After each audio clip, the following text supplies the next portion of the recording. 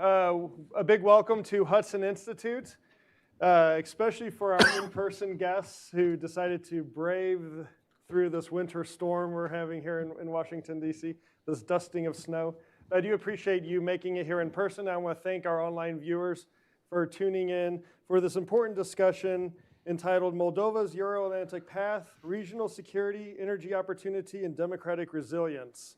Moldova is located right in the middle, in the heart of Eastern Europe. And by definition, anything that is at the heart of something is important. And we know today, the way the geopolitical stakes are in your region, how important piece of the puzzle Moldova serves. The United States has been a strong supporter of Moldova's sovereignty since the very beginning in the early 1990s.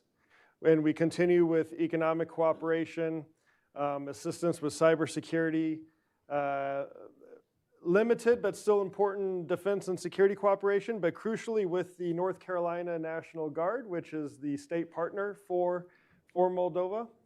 And there's a lot of work ahead on what the United States can do to work with our partners in Moldova and why it's in America's national interest to do so.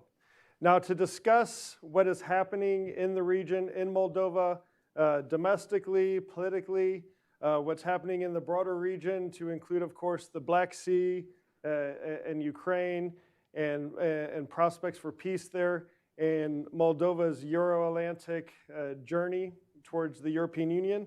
We have a fantastic panel. I'm very honored to introduce our speakers. I will ask each of them to speak for a few minutes with some opening thoughts. I'll pose a few questions as the moderator, and then we'll open it up to the audience. I ask that when it gets to your turn to ask a question, identify yourself, please, with any relevant affiliation, and ask a short question, not a long statement, please. Our first speaker will be the Speaker of the Parliament of Moldova, Mr. Igor Grosu, who has served in this role since July of 2021. Our next speaker will be the Deputy Prime Minister and Foreign Minister of Moldova, Mr. Mihai Popșoi, who has been in this role since January of 2024. And then, of course, last but certainly not least, my think tank partner and colleague, Leah Kieff, who's a senior fellow non-resident at CSIS. Leah has spent more than a decade working at some of the highest levels in the executive, working on complex and challenging issues. And she's now at CSIS part-time, but works in the private sector. And I should stress and point out that her remarks are in a personal capacity and don't reflect the position of any organization with which she might be affiliated. But most importantly to this conversation, Leah spent time in the Peace Corps in Moldova. And she saw firsthand on the ground what happens when a country like Russia tries to spread its malign influence. So with that, welcome everyone, and Mr. Speaker, I will turn it over to you. Hello to everybody. I am glad to come back to Washington. I remember we have had the same event last year. It became a tradition in December to come back to Washington. It's a great tradition, right up there with Christmas and Hanukkah. And we are combining. Yeah. So we were here because we want to explain from the first source what's happening in Moldova, especially now after a tough electoral campaign, parliamentary elections that took place in Moldova on 28 September. It was and it is a very tough exam for us because it took place in a very difficult environment. I mean, from security environment, especially having where our borders, Russian invasion in Ukraine, with a huge pressure on our security, our economy, with a big number of Ukrainian refugees that are on our territory, more than 100,000. Women, kids, we'll continue to provide them all needed assistance, access to education, social service, health, opportunities to find a job. So in this environment, with unprecedented pressure from the Kremlin and criminal groups, and the strategy to influence the electoral process in Moldova, I think despite all of this interference, we succeed to keep stability. First of all, to keep peace in Moldova, which is very important for us and for our Ukrainian friends, and to get a very good result in these elections. So we have 55 seats out of 101. A very powerful, clear mandate from our citizens in order to continue reforms, to continue our European integration process, and we will do this. We're here to explain to our partners here, to you, what are the next steps to be sure that we can continue, and I'm sure that we can continue our common projects. And one of the famous is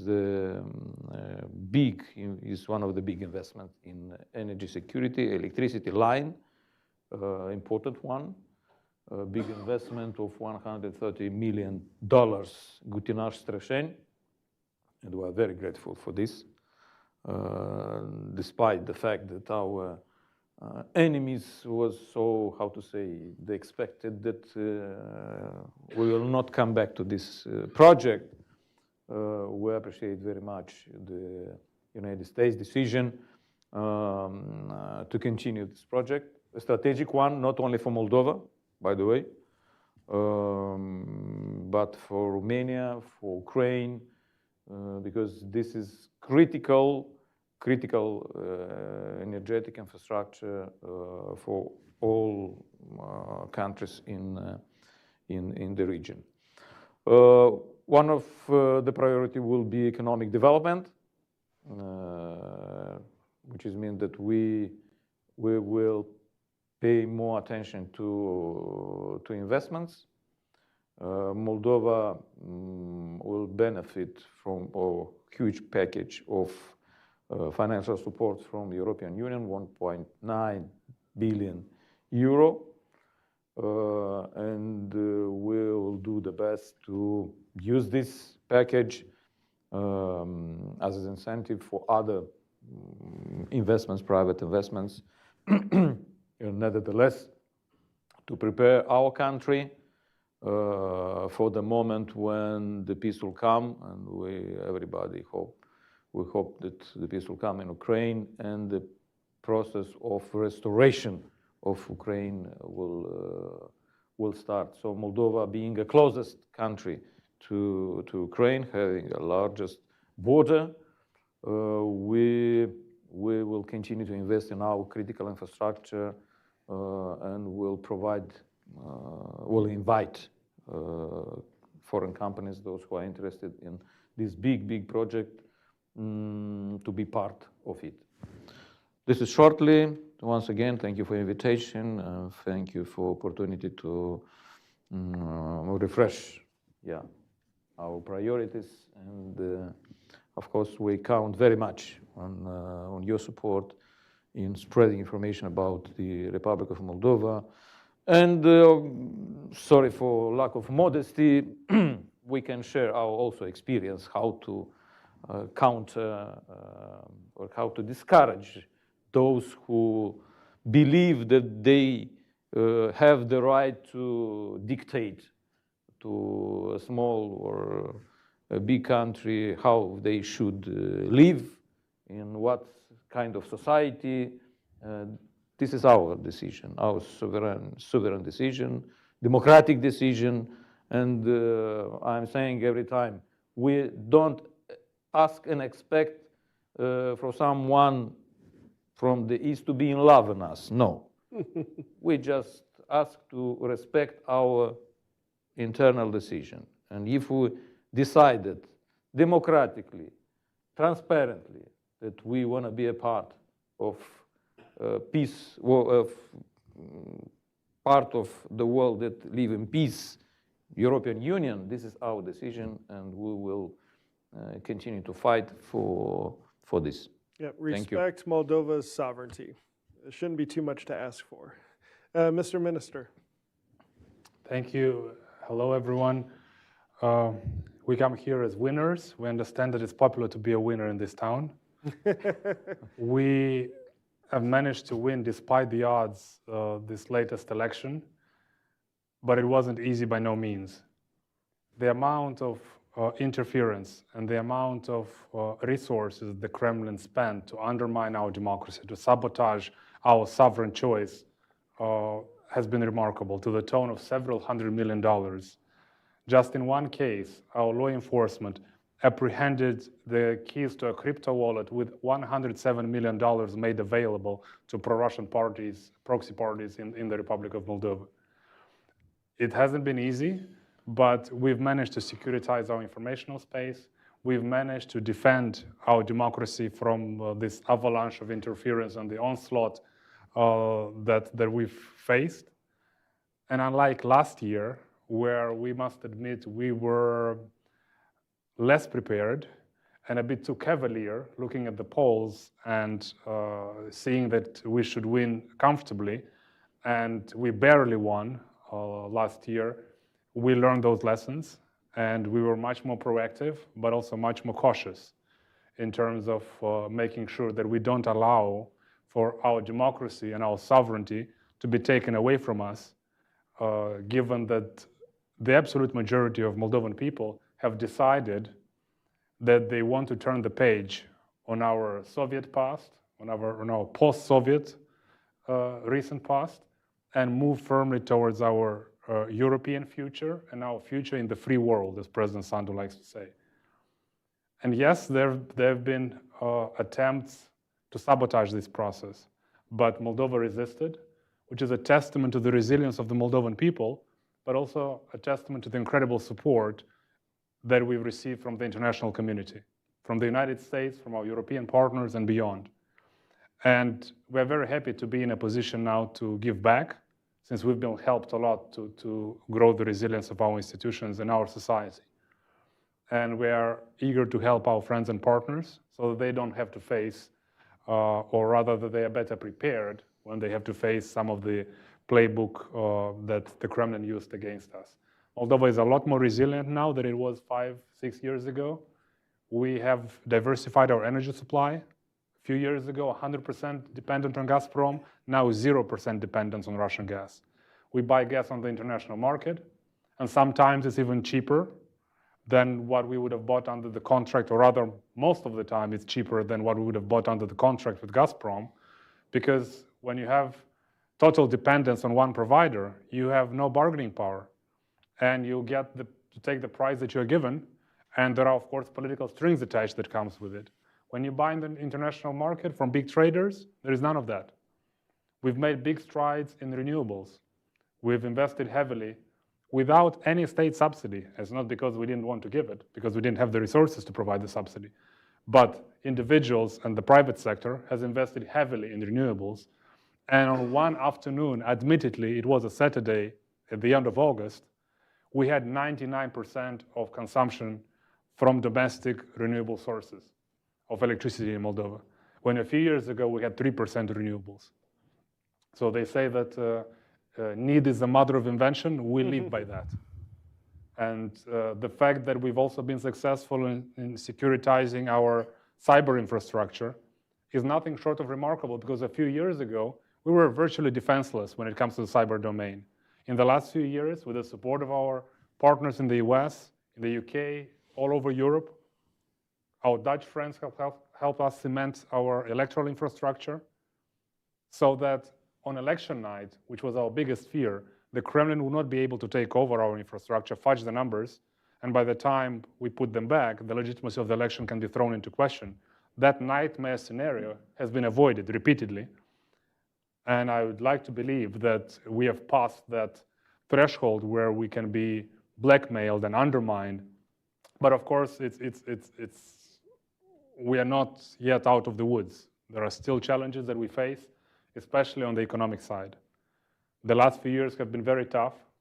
The aftermath, the repercussions of the Russian aggression against Ukraine have really undermined our economic capabilities. But thanks to the 1.9 billion euros from the European Union, thanks to the energy investment from the United States, and thanks to the commitment of the Moldovan society and the government, we are now moving full steam ahead. And we are hoping that the peace in Ukraine will be a catalyst to economic growth. We are certainly availing ourselves very actively to help Ukraine in the reconstruction effort. Of course, all of us would like to see less destruction before that happens. And clearly, Ukrainians are the most interested in peace. Nobody wants peace more than the Ukrainians. But there seems to be some pushback from the Russian side. But we have to commend the Trump administration for the effort, for the determination, and for the grit to stick with this process. It's not easy, but to bring generational peace to Eastern Europe and to Europe is a significant contribution that is worth fighting for and worth putting the effort. We very much hope that peace comes sooner rather than later. And the most recent international sanctions seem to be a catalyst to that development.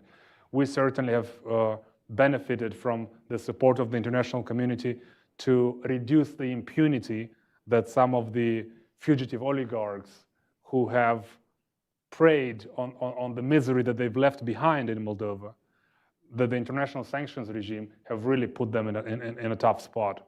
So we are thankful for the international community's solidarity and the United States leadership in making sure that those that are preying on vulnerable folks and stealing to the tune of 12% of GDP, the billion-dollar fraud, which is mind-boggling to this day. But the fact that we manage to have the culprit or the main mastermind behind that fraud, the oligarch that was ruling Moldova with an iron fist before 2019, when we got rid of him, also with the strong participation of the United States. Now to be in a position where that oligarch is facing the music and is undergoing due process in the Republic of Moldova, it's a strong vindication for the Moldovan people, and it's also a strong indicator of how far we've come, given in growing the resilience of our democratic institutions and our law enforcement institutions. And we cannot thank you enough and our partners in the United States and the European Union in helping us overcome the challenges. And as the speaker mentioned, we are very happy and eager to give back to all of our friends who are facing the same playbook that we have faced. We've been helped quite a bit, and we are very eager to be able to be helpful to our friends and partners as well. Thank you, Minister Popșoi. Now over to you, Leah. We heard the view from the region. Now you get to hear the view from the analytical think tank community here in Washington, which as a fellow think tanker, I know can often be very boring. But with Leah, it's going to be very informative, I promise you, because she's one of my go-to sources when it comes to all things Moldova. So please, over to you. Well, thanks for hosting this conversation today. Obviously, you've managed expectations well, as I said. So I'm going to try to touch in my opening remarks on Russia's ongoing aggression in Moldova, its disruptive impact, and the likelihood of it continuing, as well as the current hopeful future for the Moldovan region of Transnistria. So malign Russian activity in Moldova is not new, but it's increased really markedly since Russia's 2022 invasion of Ukraine. So Moscow's spending on these disruptions are estimated at $50 million for 2023, $200 million for 2024, and $400 million for 2025. And that's just the money that can be tracked. So what did this buy? So it's bought activity, including massive vote buying schemes, as well as large cash offers for Moldovan citizens who are willing to engage in physical disruption. And these cash offers are in addition to the Moldovan citizens who travel to Serbia to allegedly participate in a training camp on inciting riots, fighting law enforcement, and even using drones to drop explosives. And while much of this activity has been around elections, it hasn't all been. Russia spent a lot of money in Moldova. We could spend the full hour we have here today just talking about that, but I want to talk on about what's been the impact of all of this disruption. On a macro level, the continuation of these activities provides Moscow a testing ground for tactics to be used elsewhere, not just in election disruption, but also in ways to move illicit money into countries for illegal purposes. Within Moldova, the impact wasn't sufficient to change the results of either last year's presidential or this year's parliamentary elections. But that's likely due to the Moldovan government's ability to disrupt these efforts. But as we know, any law enforcement activity on that scale eats up a lot of resources. Those are resources that aren't available for other priorities. And just for context, that $400 million that Moscow spent in Moldova this year is equivalent to about 8% of the Moldovan government's expenditures for this year. This kind of disruption, it also makes citizens feel less safe. They're worried if there's going to be violent riots before, during, or after their elections. So while it hasn't yet been sufficient to change the outcome of an election, the multidimensional campaign draws Moldovan resources away from important priorities and creates uncertainty for Moldovan citizens and potential investors in the country. These outcomes also fuel narratives, which are generated and amplified about the current pro-Western ruling party's lack of progress on policy priorities, including whether they're the right choice to keep Moldovan citizens safe. But the results of these elections also mean that the Moldovan people believe that a continued pathway towards the West is in their country's interest. That's not something that Moscow views as in its interest. So we should expect to see this disruptive activity continue. And in the face of this, it's really important to continue to strengthen Moldova's resiliency. I would suggest a focus on law enforcement capabilities, especially on the border, to ensure that mercenaries and arms can't pass through the country, but also in developing skills and tools to curb the flows of illegal funds. This has to be coupled with a judicial system that can hold people to account and that the Moldovan people believe is free and fair. And of course, as mentioned, continuing the focus on Moldova's cyber development, including the collaboration between North Carolina's National Guard and Moldova, is really important. These are all opportunities for Moldova to continue to use the ongoing Russian aggression towards their rapid development of structures and institutions. And recent Russian actions in Moldova have presented another really key opportunity for progress, this one around the previously frozen conflict in Transnistria. The Moldovan region of Transnistria had been locked in a frozen conflict since 1992. This region, which is largely Russian-speaking and still hosts Russian troops and a large weapons depot, has long had a de facto government that's friendly towards Moscow. But a part of this friendship was Russia's provision of free gas to the region. But in January of this year, Russia cut off their free gas to Transnistria. This January shutoff led to a really difficult winter in Moldova. It didn't only leave Transnistrian residents with rolling blackouts, it also left the rest of Moldova with greatly increased costs of electricity.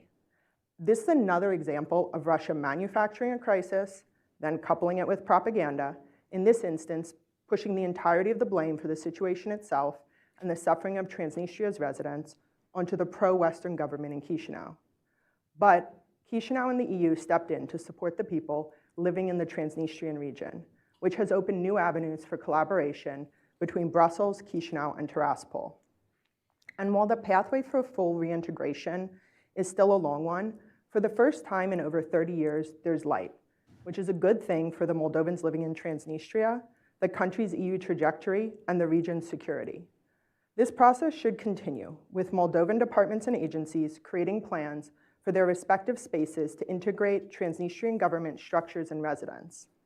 The EU and the US should continue supporting Chisinau and Tiraspol as they reach an agreement that addresses state-owned enterprises and debts and ensures freedom of speech and press.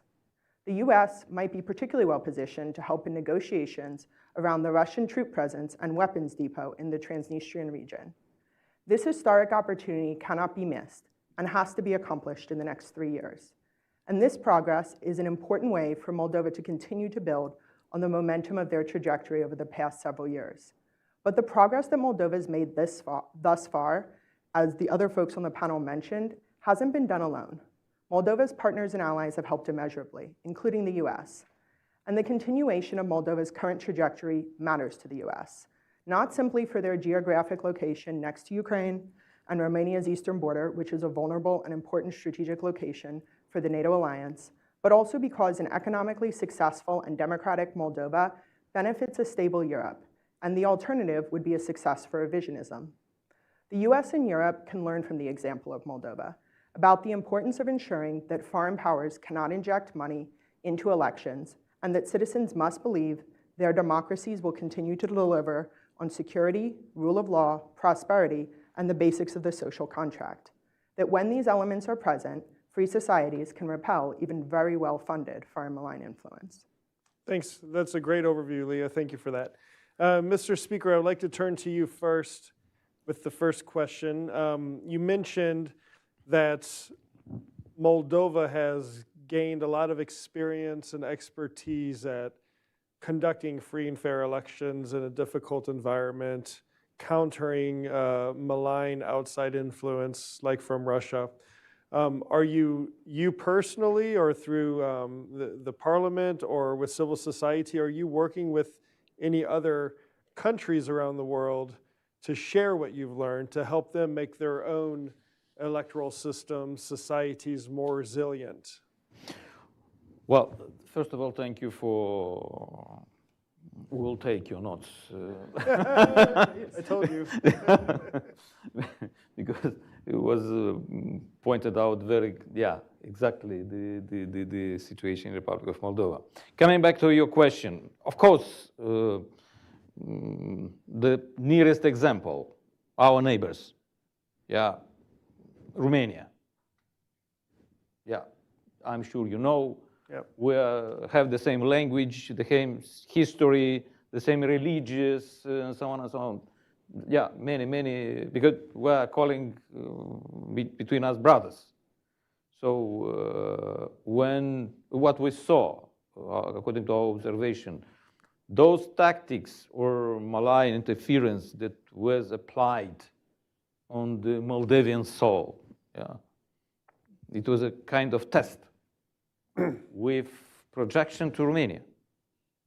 Because they are trying to explore the same, how to say, cleavages or Cracks.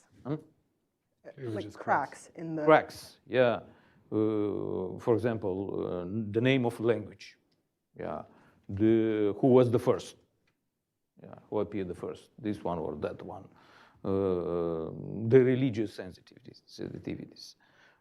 So that's why we must, not only to share, but to learn from each other experience, how to deal with implication of social media in campaign. Yes, these tools, these platforms, it's the greatest tool to communicate between people, to share knowledge, to share experience, to know other culture, and so on and so on. But unfortunately, the autocratic regimes are using very cynically these tools to spread to make more division, vice versa, to help. So we must discuss how to secure our information space. How to at the moment to come with regulations. In some situations, because if, for example, speaking about the money, 400 million euro, maybe for the United States, is a modest. I still think it's a lot. A lot, okay. For us, for country as Moldova with 2.4 million citizens, it's a tsunami. Yeah, imagine if to allow them to, how big could be the risk to allow these crooks, these bandits, FSB agents to deploy all this finance to implement this strategy. It's a catastrophic impact, not only in Moldova, in each small countries like Moldova. So that's why, yes, we have to learn. We have to learn, and from these elections, I've got two big experience. Yeah, from one side, you have to invest in your institutions. Yeah, especially those who are responsible for security, for border, for police officers, prosecutors. Yeah, otherwise, if they are not enough equipped, motivated, yeah, publicly, if they don't see the support from the citizens, yeah, it's hard to expect from them that they'll do the best. And citizens, yeah, where you have, all of us have to communicate with citizens, to say not only nice things about how we are powerful and we are doing everything and so on and so on. No, if there is some risk, you have to communicate quickly and to explain how to protect, how to, with whom to communicate.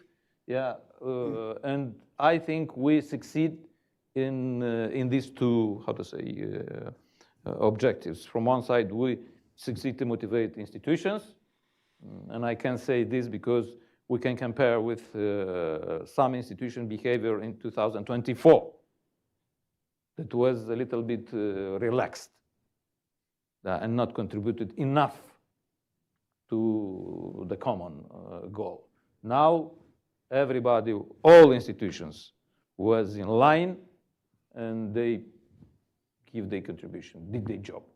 And citizens.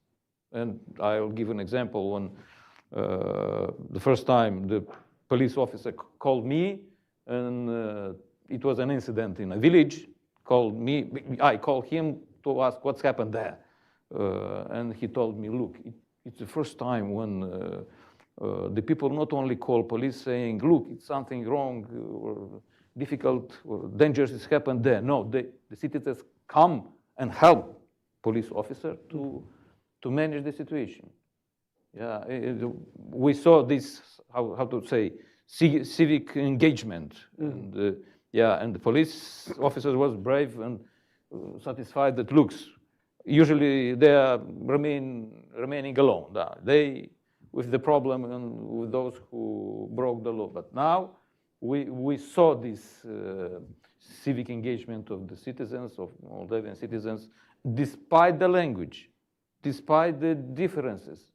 Because when it's come to the war or peace, yeah, and the people have to choose between a Russian model, which we can see it in Ukraine, how worse it is, and model of peace, of prosperity, which again is very close to us, European Union. And the closest example is Romania, yeah, the closest border. So we are open to share it, and we are doing this, and we must be in touch because fortunately the crooks, Russia, Kremlin, they are also learning by doing. Yeah, absolutely. We have to do the same. And of course, God willing, when there's a fair and just peace for Ukraine, and they're able to lift martial law and they have their next round of national elections, they're going to face many of the same problems that Moldova has been facing in recent years. So they may benefit from hearing from your experience. Also, just one observation or recommendation for what it's worth, probably not very much. You should consider establishing a center of excellence to formalize and institutionalize these lessons learned. A lot of countries in Europe have these centers of excellence focusing on different issues. Estonia has the cybersecurity one. That's NATO affiliated though, but Finland has a hybrid warfare center of excellence, which was outside of the NATO framework even before they joined the alliance. So you should maybe consider a way to formalize your process of sharing these experiences. Minister, over to you. My next question is about Ukraine. You rightfully observe that nobody wants peace more than the Ukrainians. I think this is clear by President Zelensky's actions. He is now the main enabler for peace, while President Putin remains the primary obstacle to peace. But I suspect, or I don't suspect, I know that Moldovans also want peace in Ukraine, because it's not well understood in Washington policy circles, but your destiny, your fate, your security is linked to Ukraine's. If Ukraine falls, if Ukraine is captured by Russia, then Moldova has very serious existential problems. So what is your take on the current peace process? And assuming or hoping that, let's say there is a ceasefire, there is a peace deal, what role can Moldova play in that process? Well, certainly our main focus is to be able to help Ukraine with the reconstruction effort. Our infrastructure will be made available like we did when the Black Sea was blocked and Ukraine needed help to export grain through the grain corridor. We provided all the support. In this case, of course, we would prefer peace to come sooner rather than later, because there is just so much senseless killing and so much destruction, and it's almost 4 years now. It's mind-boggling, but at the same time, it's incredibly powerful to see Ukraine resist far beyond what some expected, even some well-meaning friends. Ukraine clearly defends us. It's not at all abstract for us. Some of our friends further in the West, when they say that Ukraine defends them, yeah, it might be true in somewhat of a more abstract way. Yeah. For us, it's very tangible. Yeah. We have Russian drones cross our airspace and fall on Moldovan soil with a somewhat dangerous regularity now. Some Russian rockets have violated our airspace. And God forbid, if Ukraine were not to be able to resist like it has done heroically, thanks to the armed men and women of Ukraine and the Ukrainian society and the support of the international community, then we are back to that theory from the Soviet times of the domino effect, because the dominoes will start falling. And the Republic of Moldova is clearly the first domino in that list. Odessa is nearby. And no matter our investments in defense, of course, we would not be able to match the capabilities of the Kremlin. Yeah. But then, of course, other countries in the region are also very much concerned, and that is diplomatically speaking. That's why we see this incredible investment in defense from our Polish friends, from our Baltic friends, the investments in defense that Romania has made lately, but quite frankly, the entire Europe. And it's no secret to anybody that Putin's goal is to rebuild the Soviet Union, and Ukraine is just a primary target in that sense. So it is in everybody's interest, clearly in our interest, but it's also in the interest of the free world, broadly speaking, and in the United States in particular, to make sure that the evil empire, as it was colloquially known, and not a lot has changed, sadly, doesn't get rebuilt, because that would pose significant challenges to all those that love and cherish freedom, democracy, rule of law. And they say that hope is not a great strategy, but in Moldova, more often than not, we have to rely on hope, and it somehow worked out so far. We don't want to jinx it, but so far,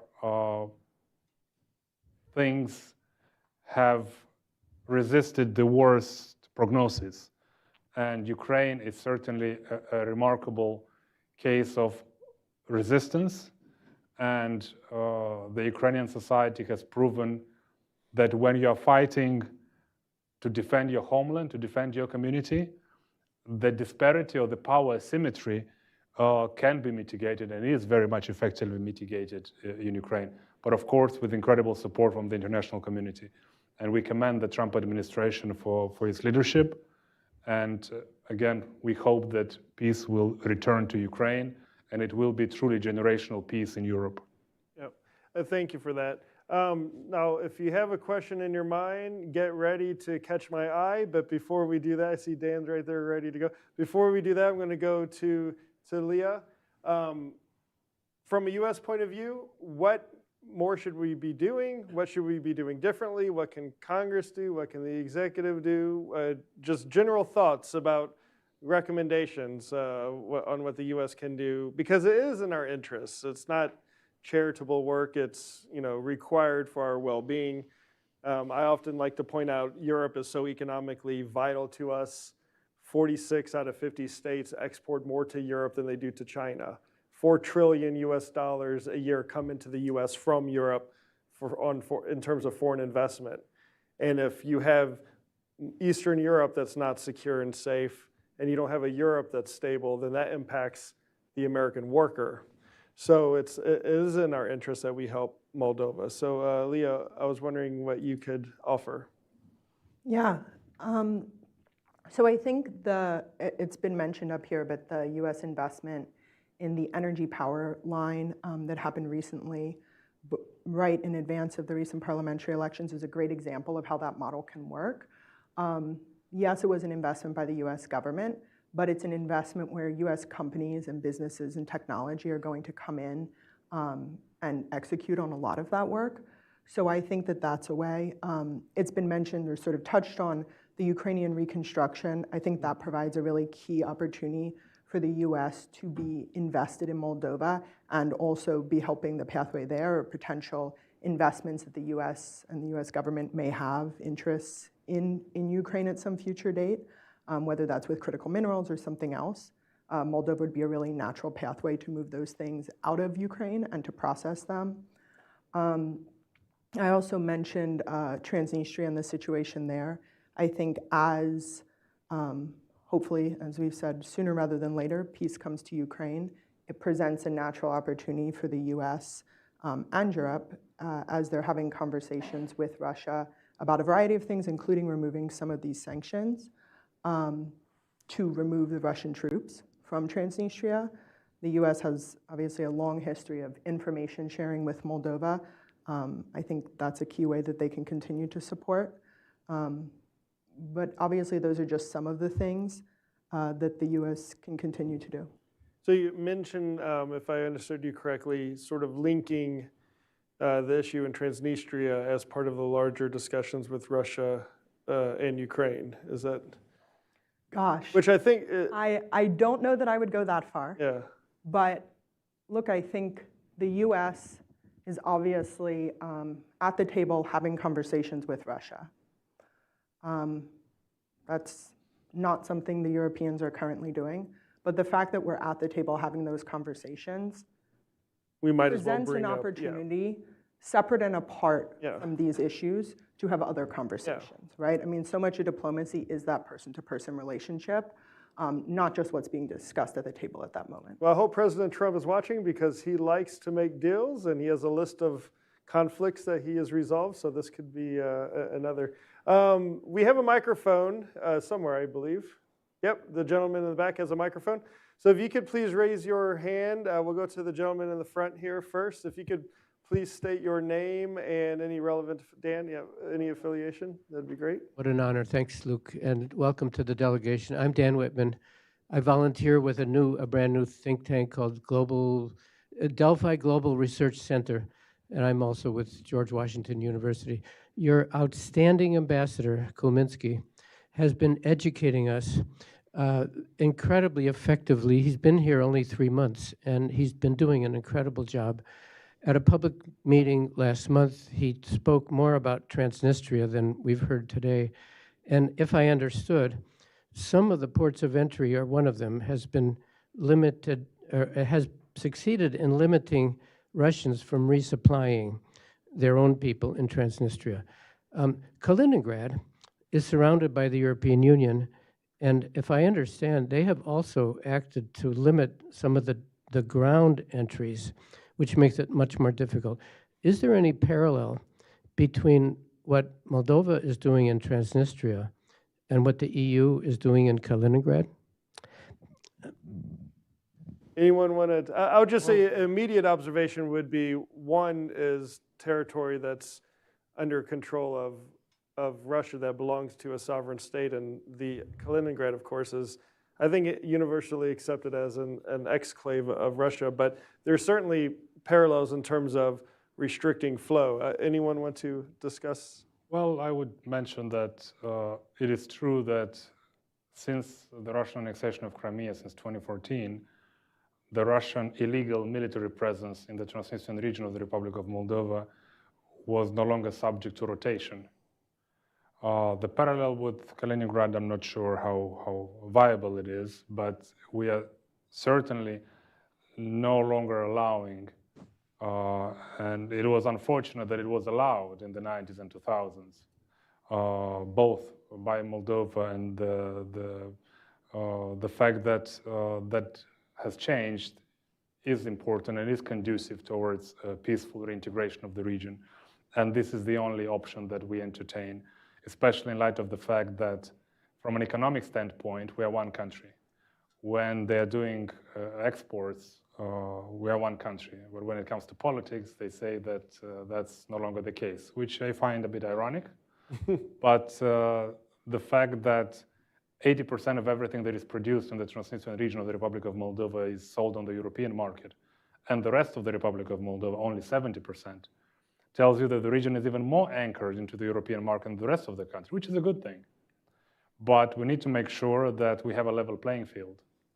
And like we introduced last year, the customs tax for the first time in over 30 years, we'll need to prepare the ground and discuss with the folks on the left bank and engage proactively in economic reintegration, and political reintegration will have to follow, but it needs to be done responsibly, step by step, so that we take into account the biggest elephant in the room is the Russian military presence that needs to be addressed before we can engage in any meaningful discussions on that agenda.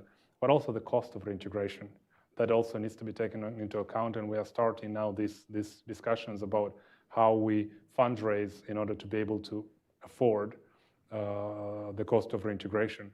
But Moldovans are clearly the most interested in reintegration because our EU accession and reintegration are two important tracks. And certainly, given the fact that in the past 33 years we've been able to maintain peace and stability on the Dnistru, and especially in the last 4 years, is very important achievement, and we wouldn't take it lightly. And our key priority now is to maintain peace and stability and not create any circumstances in which it could lead to any sort of escalation. Our primary focus is to maintain peace and to have a responsible approach via economic means to reintegrate the region. Thank you. The gentleman in the black sweater there. And then I'll go to the red tie in the back. Hello, thank you very much. My name is Tyrus Van Dyke. I'm a first-year master's student at Georgetown, and I know that questions of reintegration for Transnistria tend to dominate discussion regarding Moldova, but I'm more interested in Gagauzia specifically. Of course, they've been in the news this year with Governor Grosu being arrested, and I'm aware that, of course, the accusation is that she had funneled a lot of Russian money into now banned Shor, the political party, and by extension Igor Dodon. And my question is for pro-European leadership in Moldova, for the Party of Action and Solidarity and whatnot. How do you respond, or how would you respond, I should say, to the questions on the part of European and Western partners that Gagauzia may continue to be a problem area for Russian influence in Moldova and by extension the European Union when Moldova does integrate into the European Union in the future? Thank you. Very good question. Yeah, thank you for question. I said publicly, and I can repeat, the current situation in Gagauzia, it's the result of the lack of policy from the Chisinau toward Gagauzia. Yeah. I have the privilege to call them my neighbors because I'm also from the south. And at the, the grassroots level, there is no issue, communication. Yeah, we know each other. We live in the same space, region, and so on and so on. And this is, as I said, this is the result of lack of clear policies from the center. How to help them to preserve their language, their culture. It's better to know a foreign language, but when this foreign language is become, in time, your native language, and when I'm saying how, it's to say in your language, good morning, and they responding me in Russia. Something, so you're not even talking about the Gagauz language. Something is wrong, yeah. And there are, of course, two types of policies. One type, it's long-term policies, and we're speaking here about education. Yeah, and education policies, you know, investment, it's a long-term, because what we are doing now, we started to create the opportunities of study their own language and Romanian language. Yeah, to invest in schools, in kindergartens, and we see the enormous appetite from the parents to send their kids to this kind of institutions, because the parents understand without these language skills, their kids don't have a clear perspective, future, to succeed in their career. And other type of policies that are available for entire territory of the Republic of Moldova, those who work against the state, being a part of criminal groups, trying to corrupt the officials, to corrupt citizens, they should know that they will respond in front of the court. Nothing personal. This rule is available not only for one or for another, for Romanian speaker or for Gagauzian speaker or for Russian speaker. It's law for them, for everybody. Yes, we have to, we have this example, this lady being, how it's called, treasure of this party, shore party, this Krugs, well known, unfortunately. She was a treasure of the party who used to spread the money that comes illegally from Russia, from abroad. So they have to know, and everybody to know, that once you have to answer to the lawyer or to the judges. We have to, and by the way, this region, and Mr. Ambassador knows very well, they benefited a lot from the investments from European Union, from United States. And our message to them is, look, dear neighbors, it's a little bit unfair to say, yes, we need your money, we prefer the foreign dollars and euros, but we want to pray to Moscow. No, it's a little bit unfair. And we have to speak with them very frankly, saying, yes, we will protect our country.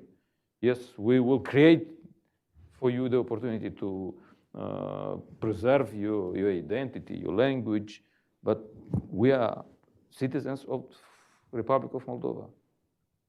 This is. Thank you. And the final question will go to the gentleman in the back. Hi, Alejandro Sanchez. I'm a journalist based in Washington. One quick question. You used the word opportunities. One of Moldova's biggest problems since independence has been the brain drain. Your population is 2.4 million, certainly leaves, and the young generations keep leaving the country. I have friends from Balt, for example, who has become almost a very uninhabitable city just because the kids, the younger populations, decide to go to Romania, to Turkey, to Germany, to the United States as well. So when it comes to opportunities, what is the Moldovan government doing, what is the Sandu administration doing to engage the Moldovan diaspora in Washington, in Chicago, in Germany, and to convince Moldovans to, at one point, hopefully soon, return to Moldova and contribute to the government, to the country there? Thank you. Well, we're lucky to have a very connected diaspora to Moldova. Yeah, they very know what's happened in the country. You know, when I'm traveling, until I'm landing, I don't know what's happened at home, but they know very well if there is some incident or something's happened there. Well, the closest good example is our community in Chicago. Yeah, there are big truck owner companies, and they come with the proposal to us. Look, we need a special fiscal regime framework in Moldova to create new jobs in Moldova for the purposes, and we did it. Yeah, we create a IT regime, IT park regime. We reduced the tax. It's only 7% tax for their activities. So it's just one example how we interact with our diaspora, because sometimes it's easy to convince them to invest, because they know environment, they know behavior, they know legislation, and so on and so on. So this is one of the, how to say, endowment that we have to explore, and we will do this. Great.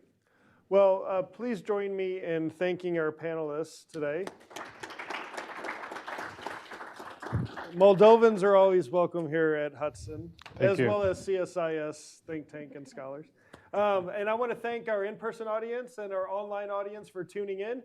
If you're interested in more of the work that we do here at Hudson, you can go to hudson.org, where you can see our previous events as well as our scholarship and research on issues ranging from not only Europe but across the world and in other functional areas such as military, energy security, national security. So check it out, hudson.org. But thank you very much.